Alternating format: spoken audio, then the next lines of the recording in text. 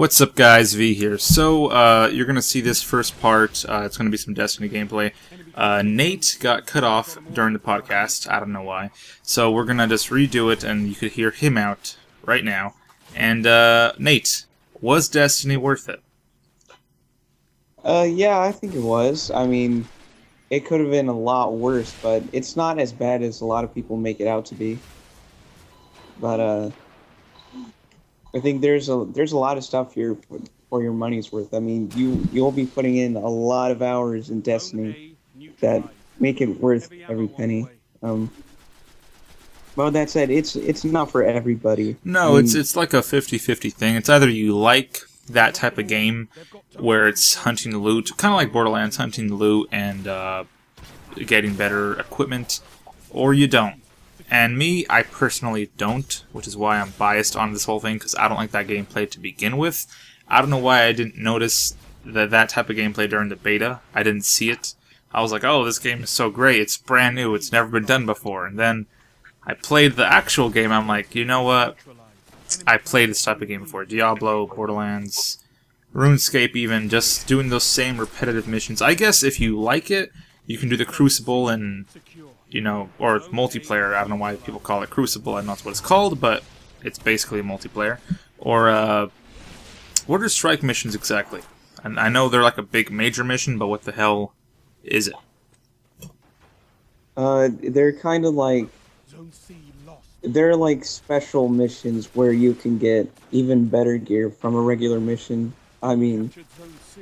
And, I mean, it's pretty much like like a story mission, but the only thing that's different is what happens at the end. Like, usually in a story mission, you get probably some mission item to get a special reward from, like, you know, one of the Vanguard members or, like, the Cryptarch or something. But, like, a strike mission's where, you know, you'll get gear for yourself, like, rare gear, and maybe occasionally you'll find a legendary item, but... Otherwise, that's pretty much it. It's just a mission for even better gear. Now, while you're playing, do you notice any bugs? I don't think I've noticed any bugs. I mean, Fernie sent a picture on Kick of a bug he noticed, but I don't think there was any bugs while I was playing that really just, like, broke the game for me. Besides the loot cave bug, where you could just apparently farm so many endless... I don't know if it's Throw, Fall... I don't know who it is, but... Apparently just engrams fall out the ass, and then you just pick them all up. Yeah. It's crazy. Yeah. They got rid of that, though. But, I have actually been noticing some bugs, kind of like bugs you'd see in Halo. Like in Halo, maybe... Like, you ever see those Halo videos where somebody gets hit by one of those big hunters, and then all of a sudden you see the Spartan just go flying miles and miles away? Yeah, they kind of like a Skyrim when you get hit by a giant. That thing, it's starting to happen to me. Even like, I remember this one time I was playing a strike and I was using the Titan's boost. All of a sudden, I just zoomed past every enemy and right into a wall and died. And I don't know where it came from, how it happened, but it happened, and I was just questioning how this is even still a problem now. Well, one thing I noticed is Bungie's actually doing a great job actually fixing their bugs. I think they put out like 3 updates in the past like 2 weeks to fix all their bullshit. Anyways, guys, thank you for watching this small thing. After this, you're going to hear Chris rant about his Destiny experience, because I think actually Rye got cut off as well, but we're not going to worry about that. So, yeah, do enjoy the rest of the podcast. It's going to be, I think, another 40 minutes of you guys sitting down, taking a shit, and listening to our opinions. Thank you very much. You want a game? Go ahead, game. Here's the whole game. You don't have to read shit. You just jump to the game, do what you want. But for the people who do want to know about the story, like me personally, I've actually went on their website and I've actually read some of their stuff. Like, there's this, it's not like a super huge thing, but there's just this one story about this Huntress chick and how she's out for revenge, and it's just, to me, it was awesome as hell. I think that's cool. I like games that do that, that jump in, that actually, they'll put details behind the stuff that you don't understand, that they don't have time to put into that section of the game. If you think about it, yeah, I'd rather say Mass Effect. That's Mass true. Effect 1, all the games did that, and a lot of people liked it. I liked it. I liked that in 1, how they had, okay, they didn't have the thermal clips, and that they explained why your weapon overheats, because it's like, if I remember right, it's like, it's a block of metal in there, and what the gun does is it shears off a piece of metal and it projects it. And that's why you're able to shoot the gun without ever having to reload and shit like that. And I actually had to go on my way time. That's all like side stuff. Like there's no like real main story in Destiny. Like there is. I mean, it's there. I'm not saying there's not, but it's like I don't want to read to learn like all these main points that are being brought up that I have no idea what are coming. Like talking about. Like there's the Fallen. Okay, would you like to explain that, please? No, you gotta go read. Like no, just explain in a cutscene. Come on, 10 minutes. Like even the speaker, he says, "I could tell you about all these things." Story. Yeah, and also, can I just say, the Grimoire cards, it should not be used to fill in the gaps of a story you do not tell. It should add to the story, like the Bioshock. That's there you go. There's. It should be done like that, not like, oh, we're not going to tell you any story. You have to go out and find out, and just like collect all these cards, and then you get that, and then you get all this story that we didn't put into the game. I think it's a way for them to make sure that the player is going to stay and play the game nonstop until he gets the whole fucking story. Yeah, but That's probably why they did that. I mean, like he said, like when you said, like Mass Effect does it beautifully. Like, yeah, that's all side stuff. Like I've gone through the codex and I've read all the stuff in Mass Effect. I'm also in love with that game. I'm biased in that aspect, but it was all side stuff. It wasn't like the main. They weren't describing me the story of the Reapers in the codex. Well, they were, but they said it in the story.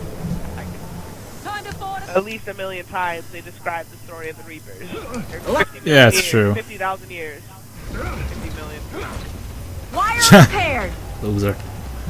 But you know, I do. Say, my opinion and what I was talking about funds and rich with, and why I personally dislike the game, and why I think you kind of dislike the game a little bit, is because it's so multiplayer based. To have fun, you actually have to play with friends. And if you have shitty friends that will go ahead of you, it ruins the I know game some people. for you. Because they'll go off and do missions ahead of you. They'll be like 3 levels ahead of you and killing everything, and you're just standing in the back and you feel like you're not contributing at all. Me as a gamer, I have to feel like I'm actually doing the game. I thought. Like me on the PS4, no offense here. I don't have anybody to play with on the PS4, and even though it's kind of funny, Poor Nate. it's boring. Okay. Forever Okay. alone. Okay, I understand that, but the thing is that, why don't you say that? Don't say that the game is, like, purely just solely overhyped. Then go out and say that, okay, that... Can we all disagree that game was really fucking overhyped? It was. Yeah, okay, no, I'll admit that. I like the game, and I'll admit that myself. It was massively overhyped. A lot of games were. That's the problem with the gaming company now, is that they're able to make these amazing trailers, amazing this and that, and all this stuff, and they promise so much, and then they don't go through with it. I'm gonna go ahead and say That reminds right me now, a lot Watch of any Dogs. Diablo 3 trailer. Fucking see that awesome shit, and they're like, Aliens Colonial There you Marines. go. That's a good one. Come out. Don't bring that up. No, man might see it in the comments. We ain't talking about that. Rodimus, stop.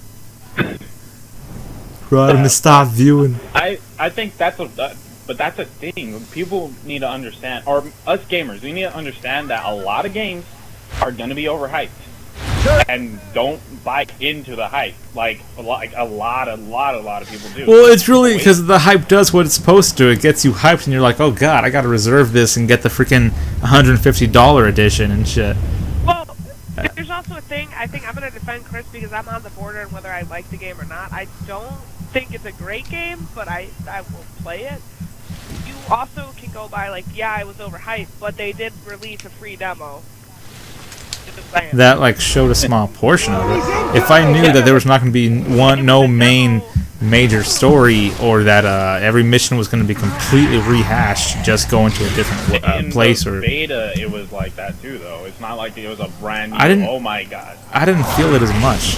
I mean, there was a point basically after you, me, and Fernie like played the heck out of it, and there was just those little missions. You pick up beacons. I was like, okay, we're kind of just, these are just kind of the same old shit. But I thought that would be the only thing that's the same. But it turns out every type of mission in general is just the same shit.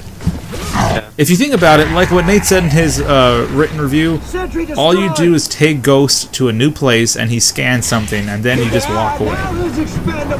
Yeah, and then horde mode activates, so then you just take on another big group of enemies, and then after all the enemies are gone, the door magically opens and he's magically finished. And then it's the same. I think any company that gets with Activision is gonna push out the same game that has the same type of thing. Because if you look at Call of Duty, the same thing for 10 years, you know.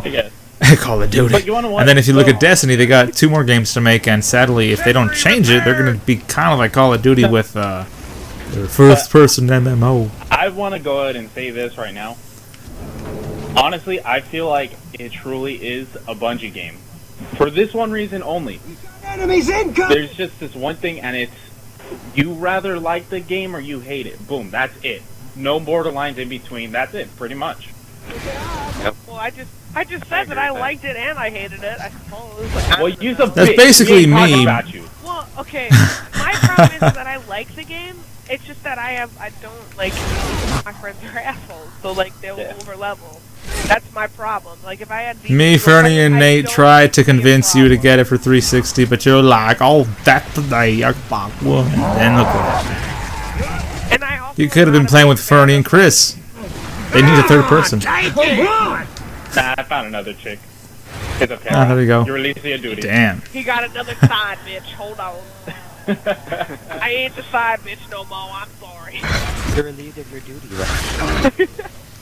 It's kind of like, Just remember, right? You're important enough to be the main bitch, but now it's got a side bitch. Alright, moving off of the topic, I think we got everyone's opinion. Actually, I think we missed someone's opinion. I don't know who, but at one point the fucking thing stopped recording. I don't know who it was. I don't know who it was. But let's now move on to the next one, which I'm gonna kind of like. And I don't think Ryan knows about it, or didn't you say something? I don't know about what. Okay, no, don't worry about it. Okay, so Fernie. Oh yeah, that's right. You didn't say something. What's your opinion on the game Destiny and its $500 million budget putting out Destiny? Seriously. Putting out Borderlands 3. Time to build. Wire repair! Alrighty, well, the thing about Destiny is, I like it because it's sort of strayed away from all the endless cutscenes that are coming on so many times in video games. Like, Metal Gear Solid. people really want a good story when it comes to a game, but I'm like, I would rather have a game than a story, honestly. Like, if I wanted a good story, I would go and buy a book. But I don't like to read. I like to do something like involved in it. And it's the same thing over and over again. I mean, when you think about it, all games are like that. Oh, I dude. mean, look at us. Minecraft. We're playing Gears of War. 50 ways of Bored. bored. The 50 ways of it, for God's sake. And it's like, why even complain about it? You know? Just enjoy it. Yeah, I gotta agree with them on that, and then especially because it's like, okay, how many people are playing fucking Call of Duty all the time, and then basically the only thing you do is you fucking level up to the max level, and then you fucking reset, and you do it again. So with Destiny, That's true. to push forward through past whatever you did, there's just no way between now and at least the first expansion pack that you're gonna get all the exotic weapons, all the legendary items, everything. There's just no way. Is there an actual list or a amount of things, or is it kind of endless? It's not completely endless, but there's a pretty huge list, and at the rate that you get them, it's pretty damn difficult. Like, there's a bounty, it's an exotic bounty that Fernie has right now, and there's like 10 steps to it, and at one point he has to kill, actually I think it was 100, not 1,000, but he has to kill 100 warlocks in the Crucible.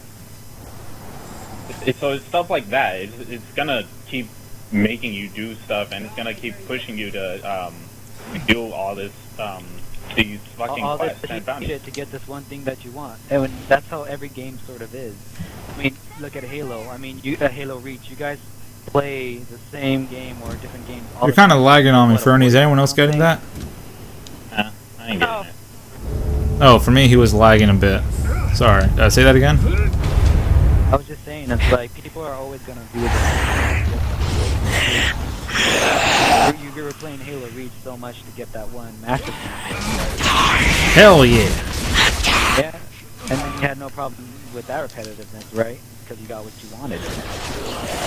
Yeah, but what sucks is with this repetitiveness with Destiny, I did not at all get what I wanted.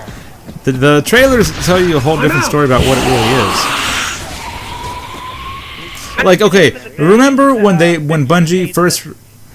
there's that thing too. This should have been called Bias Gamer, because really, I don't hate it. I'm just disappointed in how I expected so much from Bungie after 4 amazing Halo games, and then I got this.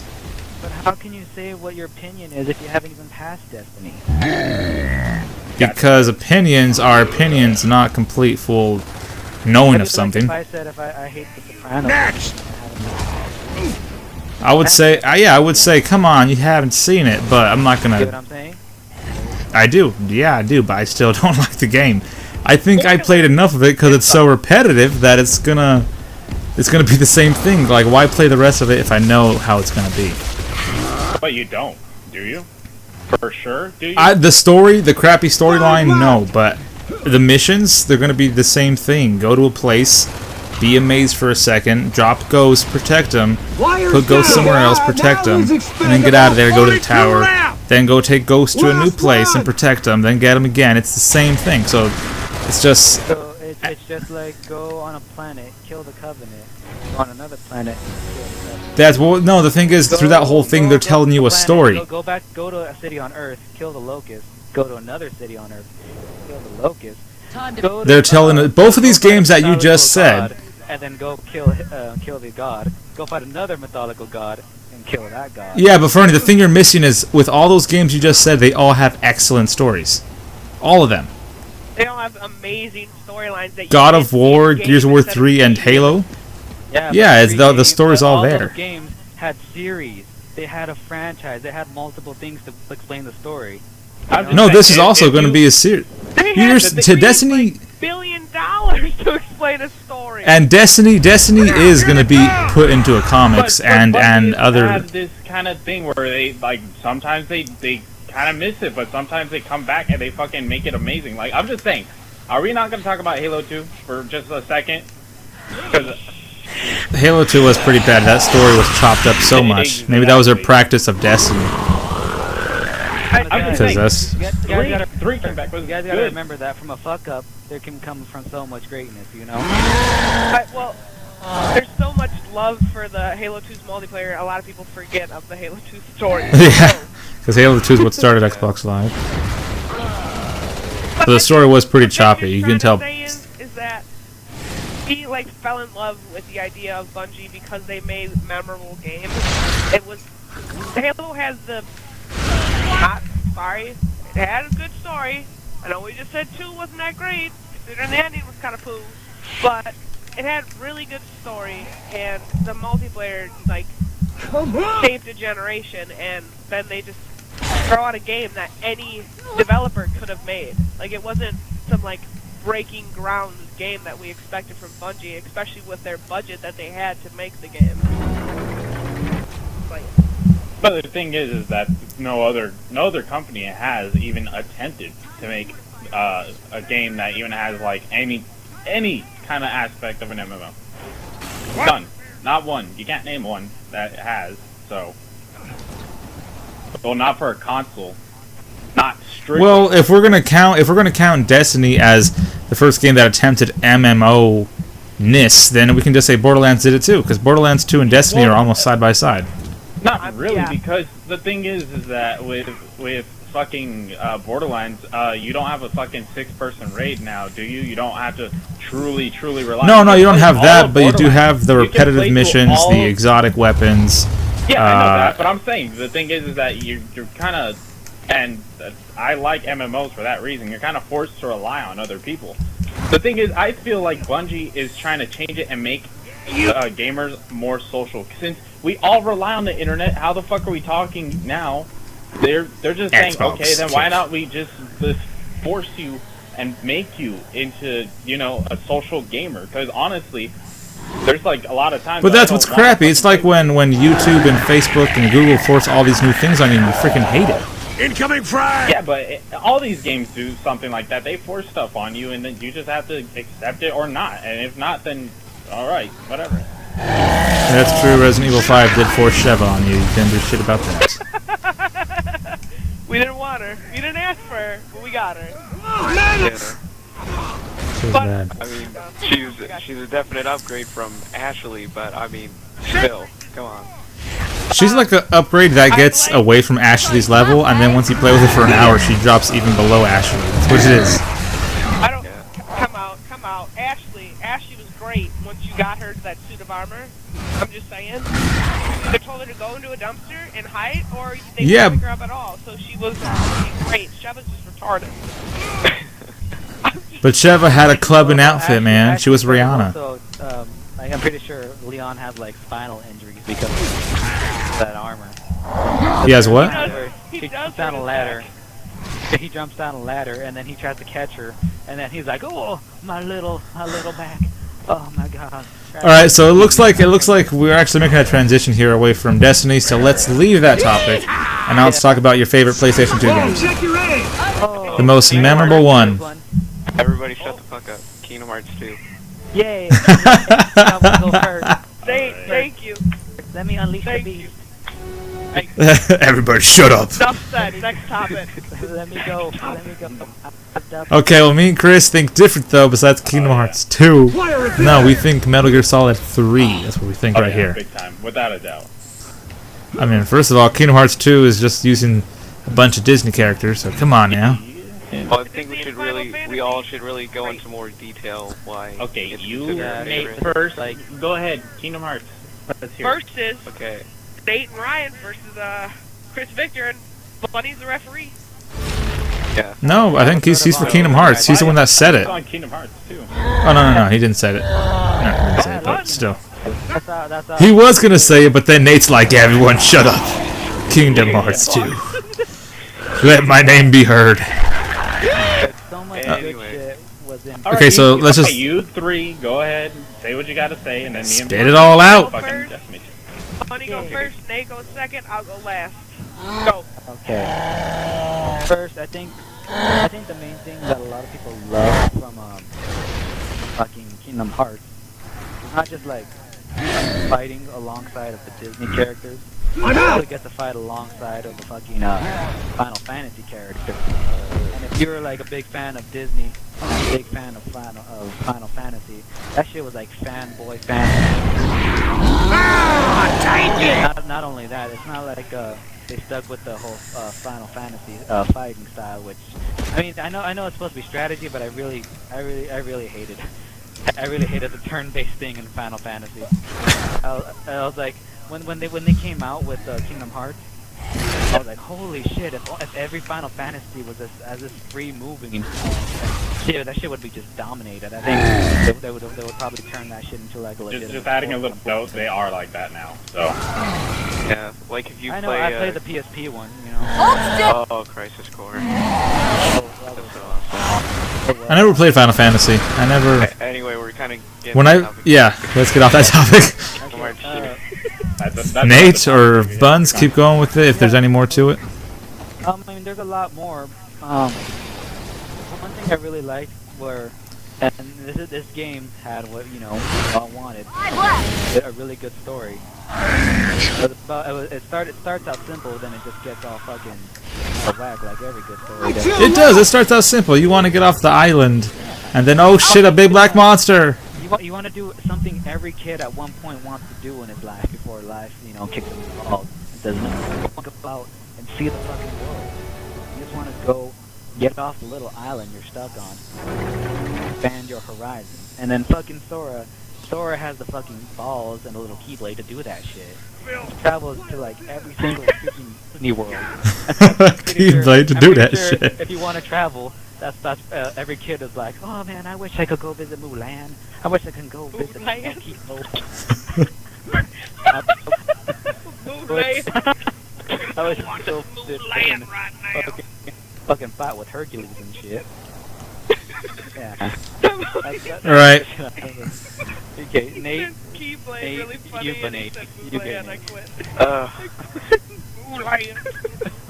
Right, I Nate. gotta get the Keyblade. All right, Nate, just go. Spit, man. Spit. Oh, Nate, spit that shit.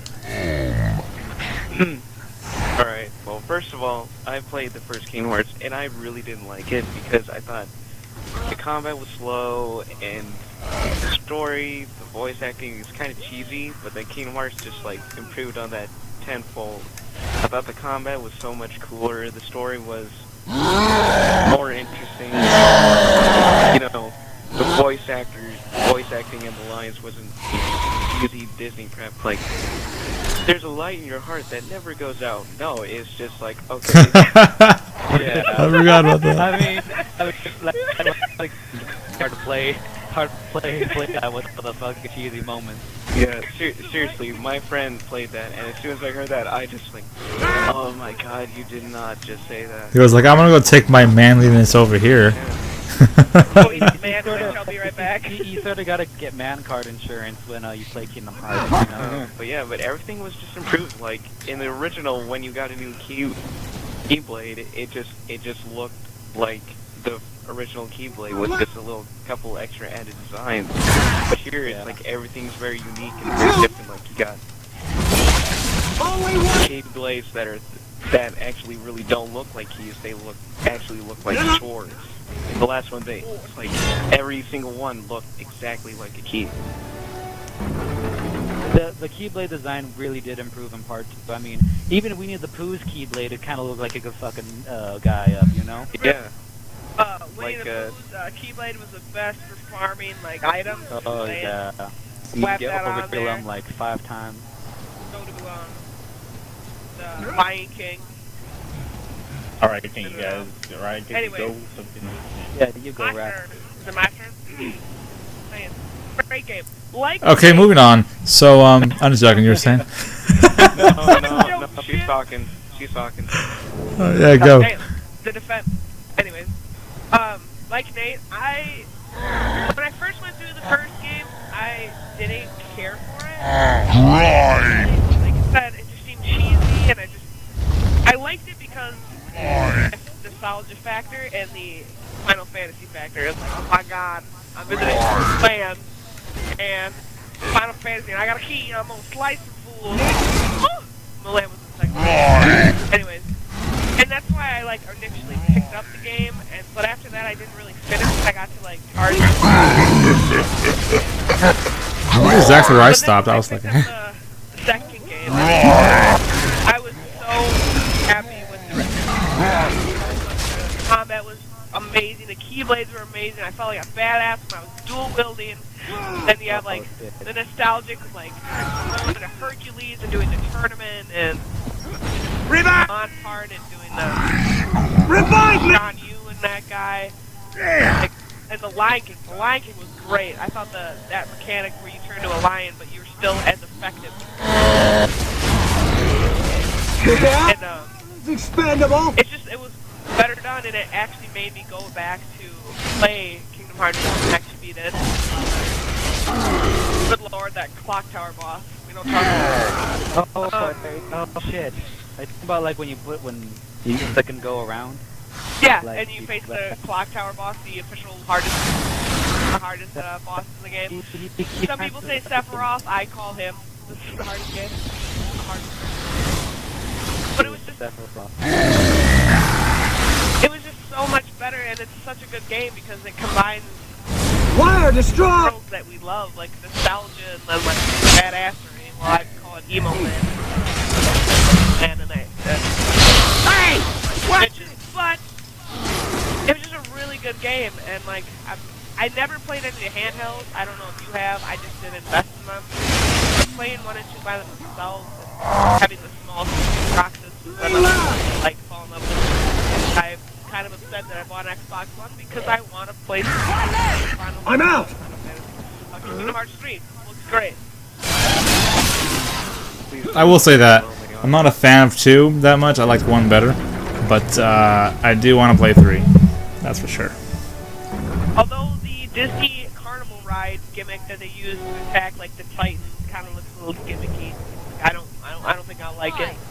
Where like it puts you on Disney Park rides while you're attacking, kind of like it did when you were on Pegasus. The second game sort of dealio. But, I don't think I'll like it. But anyways, go and defend your Metal Gear Solid cutscene. Metal Gear Solid. That's a game. Okay, I didn't know where to start with this one. Basically, it's one of the best franchises with the best game. I just gotta say, fucking. You want to get slapped? Yeah, it's a fucking awesome game. Vic, you want to go first or shall I? No, you can go first. I'll go last. Alright. I think that fucking MGS3 is by far the best PS2 game, personally, for a lot of reasons, mainly it being probably one of the best. Like, I think it was way ahead of its time. I think that easily could have been this gen, or both 360, 7th gen. That could have been this kind of game, though it would have been a lot more massive. But I think it is innovative. The fucking enemies are amazing. Don't get me started about the fucking soundtrack, because it was 10 times better than The any soundtrack fucking was game great. Well, Yes. I really did love Snake Eater. Exactly. The Snake Eater song? Freaking awesome. You get chills when you listen to that song, and if you don't, you're fucking dead. Okay? I'll kill you. You're just dead. Was practically a spy thriller, you know? Revive me! It was. That's basically what Metal Gear is, but 3 just succeeded at it so much because of the time zone. Yeah, exactly. The time zone. Era. And plus, it didn't make it feel like it was completely like just complete bullshit. They weren't just throwing this and that and all this other randomness in there. Like a lot of it seems like, okay, yeah, maybe, like, of course none of that shit actually happened, but like maybe stuff like that could have happened in maybe a different timeline or some shit like that. It could have had like this fucking story, and the story was by far the greatest. I mean, we heard in 1 and 2 about fucking Big Boss, and you know about him, you know, don't know shit about him, what he did, why he's so highly praised, and then to go through it and see the shit that he went through, it's just fantastic. I can't explain. And the bosses, there's no boss. The boss fights that that matches up to the end. None. There's no boss fight like that. I don't think there ever will It's be. true. No, probably not, because the end was he was the boss who he'd shoot and he'd actually relocate as a sniper, but like you could see him running around, but sometimes you don't see him and he shoots you and you look in that direction, he's already behind you. It's just one of the best boss fights, I gotta say. Oh yeah, it's so great. And another thing that I think no game to date has ever done since is it was so survival based. I mean, you got shot, you had to pull out that bullet. You go through water, you gotta burn off the leeches, stuff like that. I mean, that was really fucking innovative. I just think that by far there's no game to date that matches up to MGS3. Not even MGS4. MGS4 it was a good game, don't get me wrong, but it was fucking cutscenes. Laser. This game wasn't. I mean, yeah, it had cutscenes, but it wasn't as bad. It was really, really, really well done.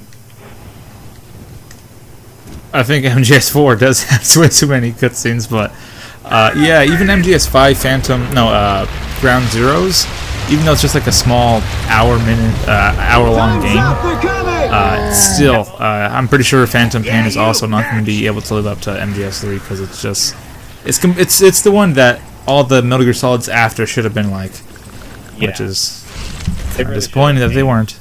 Yeah. They wanted to do this other crap and this futuristic shit, and I think they're still trying to push on that with Regular Revengeance or Revengeance. Oh, I thought we were talking about freaking. Oh god, we don't talk about Revengeance. Get out of here. We don't talk about it. I'm leaving now. Goodbye. I don't know. Opinions are opinions. But I will say that now we're going to move on to the last topic, because we are around 30 minutes in, which is pretty great. Even though I know someone got clipped off, so I'm sorry if it's you. But, You didn't even say anything, you fool. on what? I'm talking about Destiny. Someone... Oh, on Destiny? No, that was Fernie. On Back to him. Oh, yeah, that's right, okay. Last one, immersiveness, or what game brings you in the most? Which I mean, I guess I'm not going to tell you what it means by that because you could have your own definition of how it is to have a world bring you into its whole universe and make you care for it.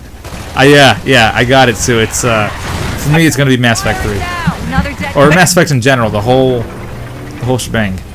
Franchise of Mass Effect? The franchise, yeah. I mean, in this case, you could pick franchises because as a whole, they can bring you into the whole thing, like Resident Evil franchise.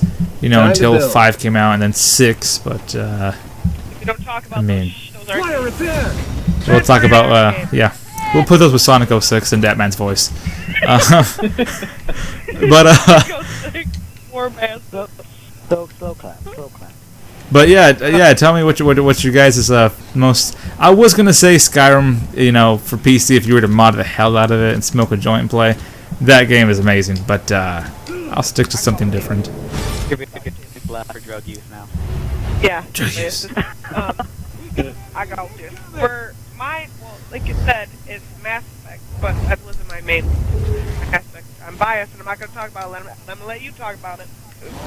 God, I can go in hours about Mass Effect because I love it. But Skyrim, to me, is very immersive just because, like, I don't know if you guys do it. I don't know if you're the kind of people that, like, throws on the Read the left armor books. and waltzes through the fucking game. Oh. I'm a person that when I'm doing the Dark Brotherhood, I'm wearing the Dark Brotherhood armor. I'm the person that's when you're doing the Imperial, like if I'm doing the Imperial missions, like if I do Stormcloaks, I'm wearing the Imperial armor. I'm wearing the. I don't think there's anyone that's like, okay, I'm gonna do a Thieves Guild mission, then he puts on some Drummer boots and fucking gold glass armor, and I mean I'm pretty sure they kind of dress for the occasion just because they have it. But I see where you're going with that. It depends on the people because I know there's few people, and to be James, like they just throw on the best armor they have and they just tank the way through the game. And I like to be like in the moment of the game. Like if I'm gonna assassinate someone, I'm gonna put on the Nightingale hood and the Dark Brotherhood armor. Assassinate someone. I really like that. I can put myself in a game like that, and it's like I'm wearing the armor, I'm playing the part. Here we go. I do like the,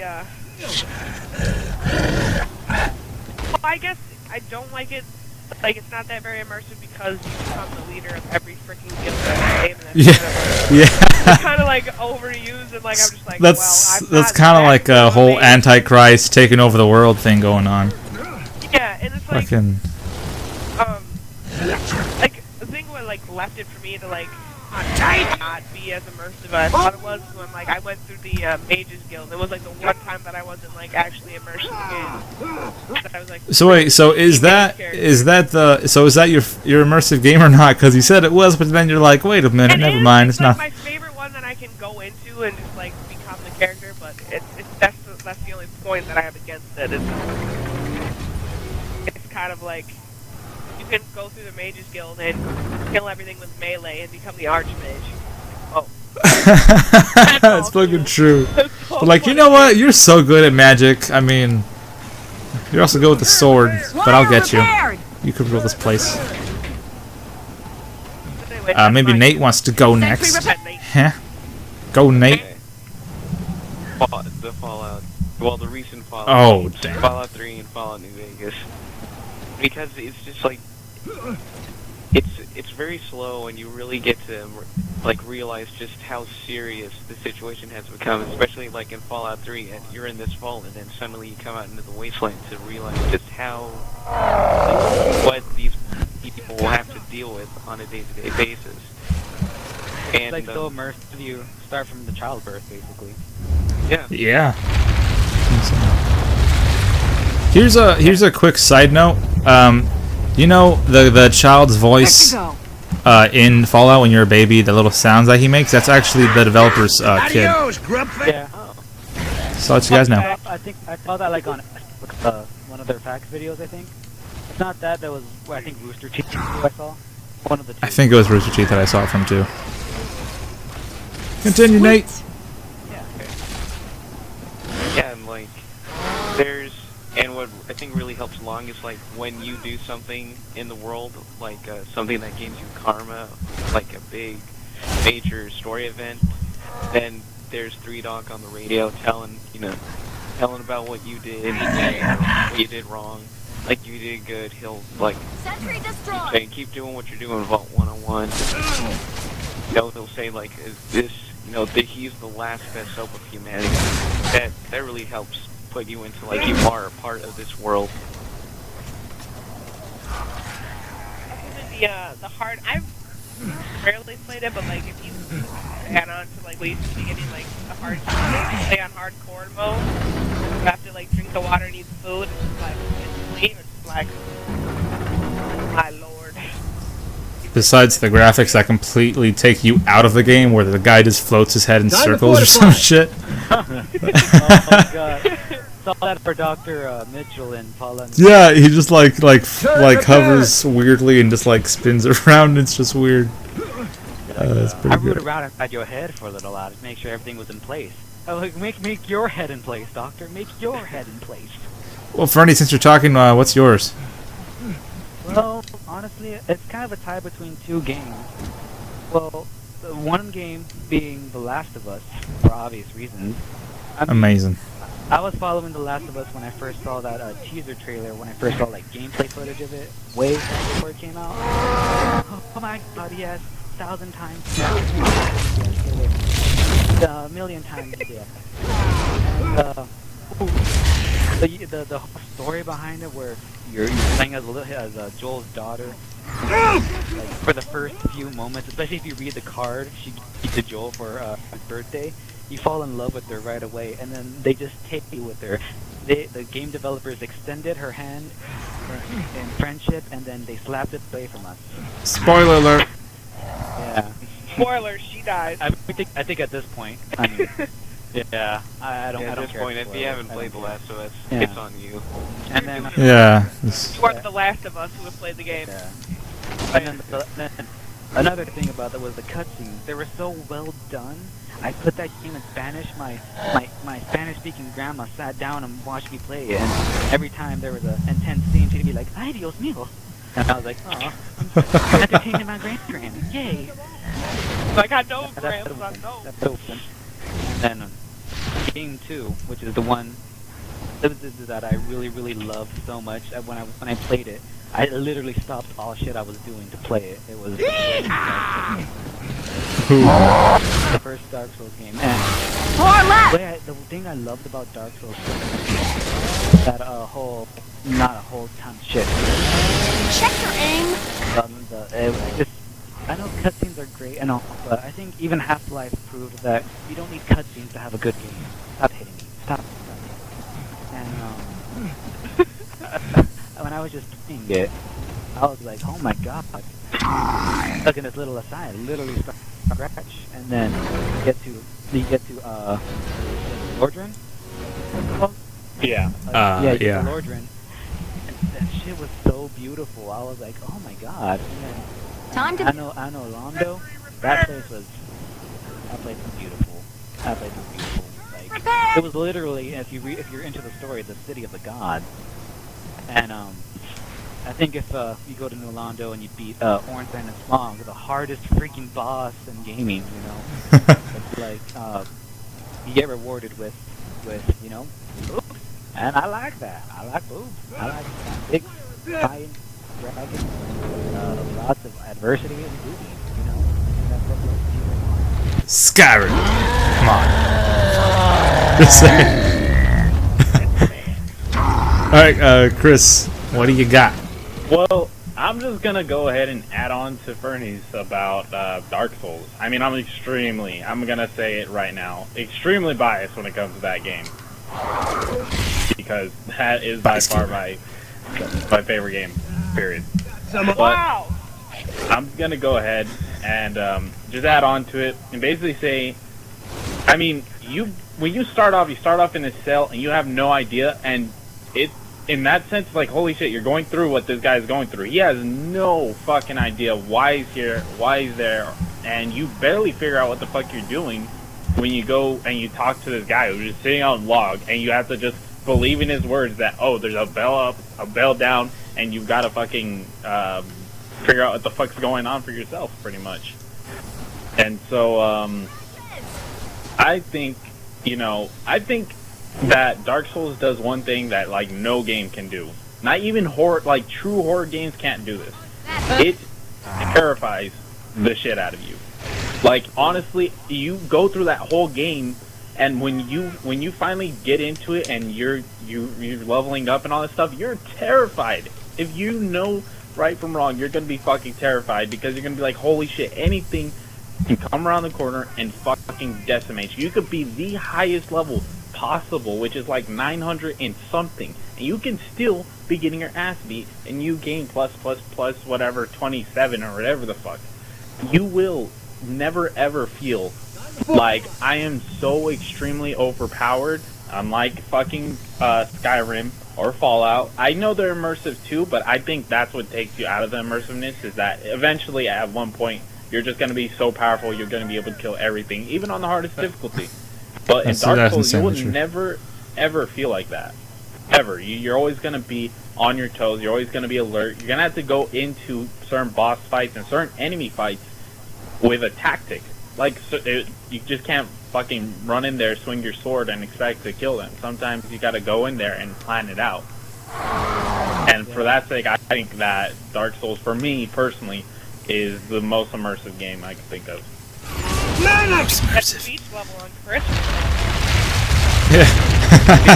I'm gonna go play the game after this. I mean, things about it. I mean, normally I love games with like really great art, and they could make fucking a swamp that's all desolate and dangerous. Like you say you're into like the role playing part of it, right? Like you said you joined the Brotherhood. Whatever it was, that Dark Brotherhood. There you go, thank you. Dark Brotherhood, and you put on the armor and everything. Well, you should try joining the Dark Race and freaking and Dark Souls. They give you an armor set that puts the Dark Brotherhood's armor set to shame. And they give you an ability where you literally grapple an enemy or an online player and literally suck the souls and humanity from their little faces. Who hasn't gone? It's me and someone else, correct? Just you. Okay. Well, I've been really thinking about this. Bully Scholarship Edition. I'm just joking. It's not that game, of course. 10 out of 10 would play again. It just brings. And I would have been like, nope. It brings you in so much. Call of Duty makes you feel like a freaking fortunate son, man. Anyways, my game is going to be a game that I don't even personally own. That's going to be The Forest from my cousin Fernie right here on PC. Aww. That game really brings you in. Like, it's really glitchy. There's not that. There are some glitches you could see through trees. Sometimes those things don't cut because it's in its really early stage. But you're in this plane that's apparently empty. I'm bashing on the game, but it's empty. And then everything starts shaking, and then you crash. Your son gets kidnapped, and now you have to apparently get him back. Which, I mean, this seems hard enough as it is. But if you look at the first video I have, I think, yeah, I'm building a house. Just minding my own business. The little twigs and blocks and leaves and shit. And then it's dark. I'm trying to build it so I can go to sleep quickly, kind of like Minecraft. And then I hear fucking footsteps, man. I have my headset on, it's like full blast, so I can hear every single like thing around me. And I hear footsteps running around. I hear like I don't know, a native like sound. You know how the natives like do that little whoop thing or some shit. It's not really that, but you hear them make this. Well, yeah, not that though. But it's like it's a sound that they make, and I turn around, and I see 3 of them with a guy with a fucking like head above his head, and it's all freaking satanic. I'm like, oh shit!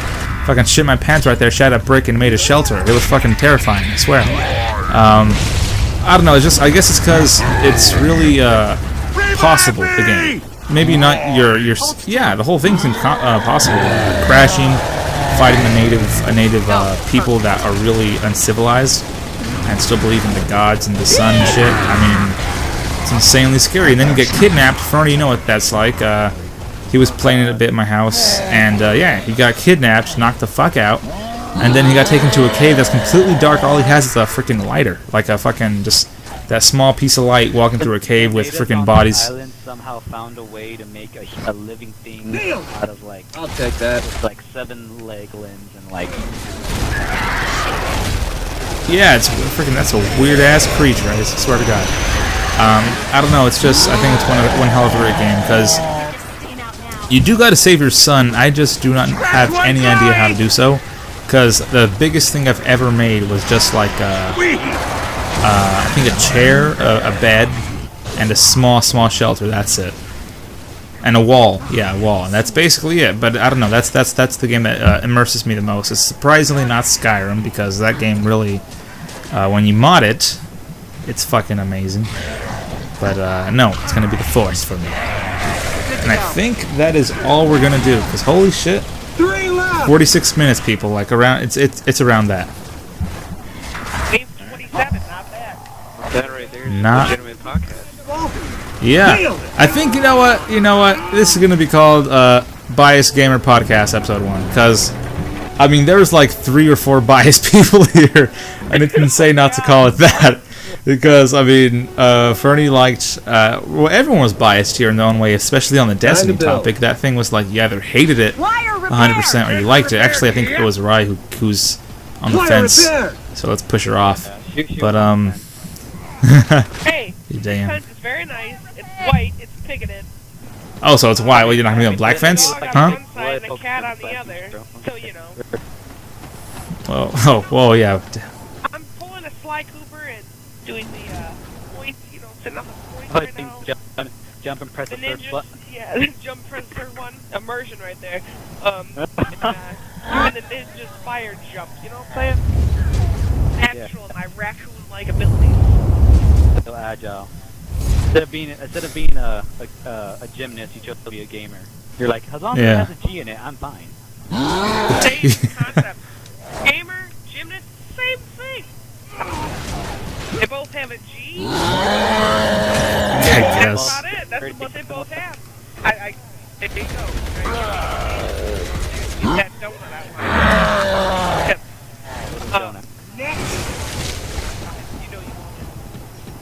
I know you want it. Sorry. No It's song. pretty.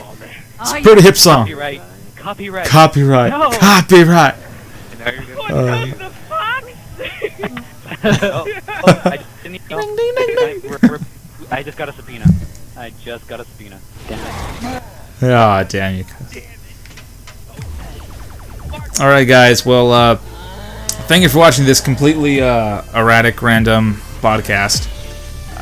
So, share, like, and comment if you want. And always, keep achieving, gamers. Peace. Holy fuck.